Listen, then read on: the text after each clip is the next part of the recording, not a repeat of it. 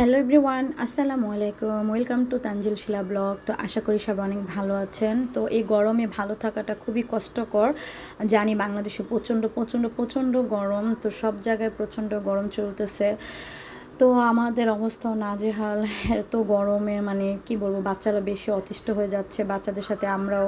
তারপরও মেয়ে মানুষ অবশ্যই রান্নাবান্না ঘরে সব কাজ করতে হবে, এটা ন্যাচারাল বিষয়। তো আমি রান্নাবান্না শুরু করে দিলাম। প্রচণ্ড গরমের মধ্যে মনে মনে হচ্ছিলো যে না খেয়ে থাকি, তাও মানে রান্না করবো না, এমন একটা অবস্থা। কিন্তু ঘরে তো বাচ্চা আছে, আবার ওর বাবা রাতে হচ্ছে বাসায় ডিনার করবেন, তো এই জন্য আর কি রান্নাবান্নাটা শুরু করা। তো আমি একা হলে কোনো টাইমে রান্না করতাম না এই গরমে, আমার এমন একটা ফিল হচ্ছিল। তো প্রচণ্ড গরম ছিল।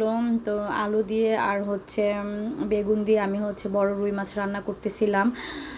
তো প্রথমে মাছটা ভেজে নিয়েছি, তারপরে হচ্ছে সবজিগুলি কষিয়ে মাছটা রান্না করব। তো আমার মাছটা অলমোস্ট হয়ে গিয়েছে। তো বেগুনগুলো কেন যেন সিদ্ধ হচ্ছিল না, আমি বেগুনগুলো উঠে হচ্ছে টমেটো দিয়ে দিয়েছি পরে। তো যাই হোক, তারপরে এক চুলায় হচ্ছে ডাল বসিয়ে দিয়েছি, আর হচ্ছে কহি ভাজি করেছি ডিম দিয়ে। এত গরম লাগতেছিল মানে বলে বোঝাতে পারবো না। একটু পর পর হচ্ছে পানি খাচ্ছিলাম আর রান্না করছিলাম। তো যাই হোক, তারপরও কাজ টাজ তো বাসা শেষ করতেই হবে। তো সন্ধ্যায় বলছি আমি কোনো মানে নাস্তাই বানাতে পারবো না, ওর বাবাকে ফোন করে দিয়েছিলাম।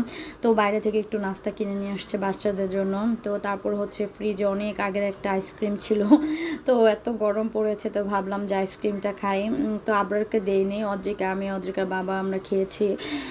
তো যাই হোক, যাই খাই না কেন একটু পরে মনে হচ্ছে আবারও গলা শুকিয়ে আসছে, এরকম একটা অবস্থা। তো বেশি বেশি পানি খেতে হবে এটা জানি, তো একটু পর পর পানি খাচ্ছি। সবাই বেশি বেশি করে পানি খাবেন, আর যতটুকু সম্ভব রোদে বাইরে বের না হওয়াটাই ভালো। কিন্তু বাচ্চাদের স্কুল বন্ধ, কোচিং খোলা আছে, তো বাইরে তো একটু তো এটা তারপরের দিন ছিল, একটু আপুর বাসায় গিয়েছিলাম বিকেলের দিকে, ভালো লাগতেছিল না। তো আপু আবার হচ্ছে বুট বার্গার দিচ্ছিল মুড়ি মাখার জন্য। তো আপুর বাসা আমাদের বাসা থেকে একটু গরম আমার কাছে কম মনে হচ্ছিলো, আপুর আবার মনে হচ্ছিলো যে আমাদের বাসায় একটু গরম কমে, এমন একটা অবস্থা। তো বাচ্চাদের কিছু নাস্তা দিল আপু, ওইটা ওরা খাচ্ছিল। আর আমরা খুব খুশি হয়েছে, ধিয়ানকে সাথে খেলাধুলা করতে পেরেছে।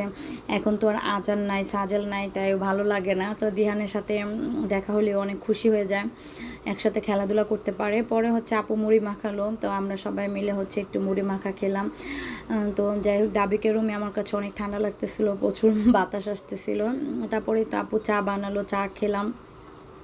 কোনো জায়গায় মনে হচ্ছিল কোনো শান্তি পাচ্ছিলাম না গরমে।